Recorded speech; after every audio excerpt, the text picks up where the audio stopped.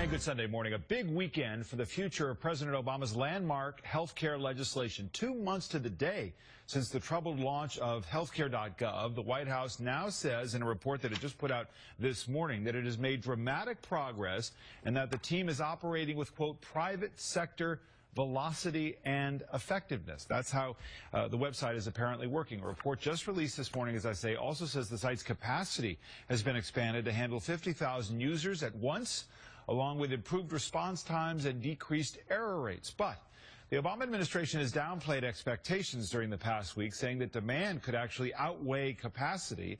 And today's report indicates that there's still more work to be done. The real test lies ahead when millions of uninsured Americans could try to enroll by an initial December 23rd sign-up deadline. Joining me now, two leading voices on Capitol Hill in the healthcare debate, Democrat Chris Van Hollen of Maryland, ranking member of the House Budget Committee, and Republican Mike Rogers of Michigan. In addition to chairing the Intelligence Committee, he also sits on the House Energy and Commerce Committee with jurisdiction over the Department of Health and Human Services. Gentlemen, welcome to both of you, and welcome to Meet the Press. Good to be here. Chairman Rogers, let me start with you, maybe a little bit of a delay. Just your reaction to this report. Dramatic progress, private sector-like velocity. The promise was for the website to be fully functioning by now. Are you satisfied? Oh, no, completely not. I mean, well overstated. I mean, have they made some progress? Yes, they brought in some private sector folks to try to get the functionality up. It still doesn't function right. Matter of fact, their own CIO said that he believed that if they had the ability to get up to 80% functionality, that would be a good day for them. So, the functionality is right. But here's the most important part of this discussion that nobody talks about. The security of this site and the private information does not meet even the minimal standards of the private sector. And that concerns me. I don't care if you're for it or against it, Republican or Democrat. We should not tolerate the sheer level of incompetence securing this site. And remember how much personal information is not only there, but all of the sites that the hub accesses would expose Americans' personal information in a way that is breathtakingly bad. Congressman Van Hollen, the claims being what they are today still indicate a truth. The Washington Post editorial points it out this morning that while progress has been made, the site is still not today where it was supposed to be 2 months ago, and yet the promise is to be fully functioning. Are you satisfied?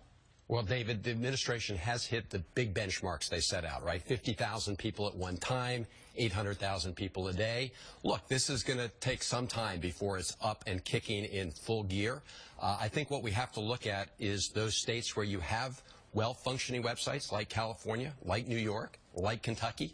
All of them are signing people up. All of them have a good mix of people. But you have a patchwork. Your own state site is not functioning very well. Oregon was off to a great start. David, no, Maryland's a mess. There's no doubt about it. The question is, are we going to work together to fix these problems, and there will be additional problems, or are we going to do what our Republican colleagues want to do, continue just to try and sabotage the entire effort, even though they don't have an alternative? Yes, we have to fix it. We should be working together to fix it every day so it gets better. Let me pick up on that, but the underlying concept is good. That's why I think you have to look at California. My reporting, Congressman Rogers, indicates that this is also where the president's going to go. He's going to go on the offensive. He's going to argue that Republicans are trying to sabotage this instead of getting it right, that they've got no real ideas of their own. Is that what's going to actually make some improvements here to get this helping people?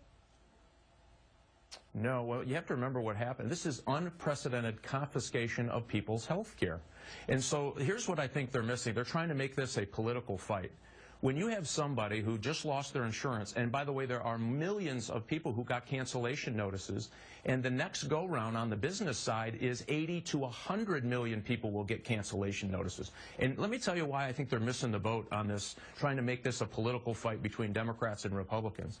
A guy grabbed me the other day whose wife is expecting a baby at the end of December. They've got a cancellation notice. If she has the baby in January, he is absolutely apoplectic about how he pays for it. If she has the baby in December, there's no compassion in that. And this is happening hundreds of thousands of times all across the country. They're getting ready to close high-risk pools that have cancer survivors. People who are trying to fight cancer are getting thrown out of their high-risk pools at the end of this year. And as a cancer survivor, survivor, you want your whole focus being on beating the disease. But there's enough. They're making a horrible mistake by trying to make this you talk about confiscation. Real people are getting hurt. The reality is there's also a lot of people who are going to have the potential to get insurance who never had insurance, and you have a small piece of the market where people may lose plans. Many of those will get better plans in the individual market. But the insurance companies recognize those are there. Let me get to a bottom line question, though. You made your argument. Here's a bottom line question, which goes to, will this be fixed? Look at this poll from CNN ORC back in November 18th to the 20th. Will current problems facing the new health care law be solved? 54% do believe that it will be solved. That's a level of credibility and belief in the system that presumably is very important. But let me ask you, Congressman Van Hollen, we have seen delays kind of in the dark, in the still of the night. Here are some of the headlines. The Wednesday before Thanksgiving, now saying that small businesses will have extra time before they can actually start signing up for health care benefits. Should the individual mandate be delayed? This is the big part of health care. Should that be delayed if you want all of this to work as well as it can? David, as you know, they've already moved the deadline twice. They moved it to the end of March for the individual mandate. We've extended the period till December 23rd for people to sign up. Let's see how this is working. The answer to your question is we need to adapt. We need to make sure we address problems as they come up and try and work with them on a bipartisan basis. You know, Mike says it's not political. I have in my pocket right here, Eric Cantor, the Republican whip, issued this called playbook against Obamacare the other day. They're not trying to work with us to try and address these issues. Yes, there are problems. There's no denying that. Let's work to fix them. We know what it looks like when they're fixed. It looks like California. It looks like New York. It looks like Kentucky. But you're not saying it's the Republicans' jobs to execute, right? Because these were the federal government's idea, this president's ideas, and it's his responsibility to execute. The federal government's responsibility to execute. No doubt about that. But you got a lot of groups out there running ads telling young people not to sign up. You have efforts to interfere with the navigators, people who are trying to get more Americans to sign up. When we had the prescription drug bill, there were lots of problems. We didn't think it was the greatest bill the way it was originally designed, but Democrats worked with Republicans Nancy to Pelosi get the didn't job encourage done. seniors. I've done the research. She did not encourage people to sign up. To get the job done, and that's what Republicans should the individual mandate be delayed if that's what it takes to get the program right? Well, as of today, no. But you know, if you can't sign up, but right now we're making progress. Looks like people will be. Congressman Rogers, same question to you. It's really important whether the individual mandate should be delayed along with some other things. Yeah. Well, first of all, you're punishing these people. You know, the number one reason people didn't have insurance was cost.